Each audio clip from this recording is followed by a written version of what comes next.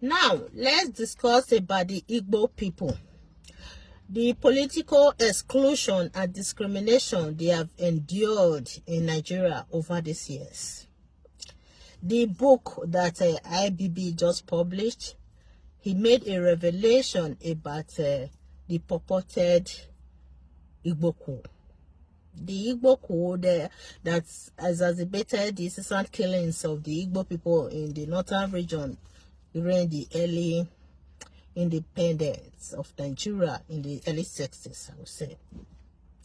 So, Ojukwu at that time was a leader, a very prominent one, who felt that he cannot just sit down here, be watching his people being killed in the northern region, in different parts of Nigeria, especially in the north at that time. The Igbo people were being massacred in the northern region. So he retaliated. It was the retaliation that later led to the Nigerian Civil War.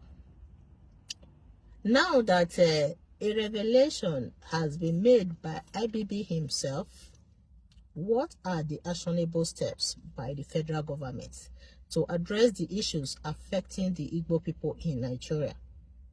I will give you an example what happened in Edo State.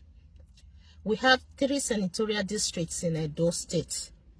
And over these years, we have experienced governors from Edo South and Edo North, while the Central was totally neglected or marginalized in Edo State. So during the second term of Governor Obaseki, the people of Edo Central, they said, wait a minute, over these years, we have not seen any governor from these senatorial districts. So we all agree that in the next election, which is the election last year, that all the political parties in Edo State should nominate a candidate from the Central, that is Edo Central. We have 3 senatorial districts, Edo North, Edo South, and Edo Central. So we agreed that all the political parties in the state should nominate candidates from Edo Central. And they did. Majority of the political parties did. APC and PDP, the 2 major political parties in Nigeria, they nominated candidates from Edo Central. And today, we have a governor from Edo Central. How about that? Equity and fairness was achieved in Edo State.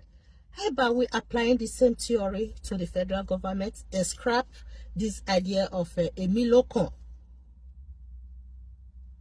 so that Igbo people will strive politically in Nigeria? In this upcoming next election, how about we applying the theory of Edo State to the federal government? Enough is enough. The Igbo people deserve apology from the federal government and reparation. I live in Canada. A few years ago, there was a research about what we call residential school here. There was a period in Canada whereby they set up residential schools for indigenous children. Okay, so those indigenous children were being maltreated in their various schools, and it led to serious health issues, mental health issues in the indigenous community here in Canada. Okay, the intergenerational trauma. So the federal government apologized with compensation. Compensation was also attached with the apology. So the federal governments of Nigeria, I know that we don't have too much resources, but we can find a way to heal the wounds of the past, the wounds exacerbated by Biafran War, right? So the federal government should apologize and set up an institution or set up a committee that will address the issues affecting, or research on the issues affecting the Igbo people, and compensation should be allocated to the Igbo. Compensation can be in form of palliatives. It can be in form of establishing institutions in the eastern states.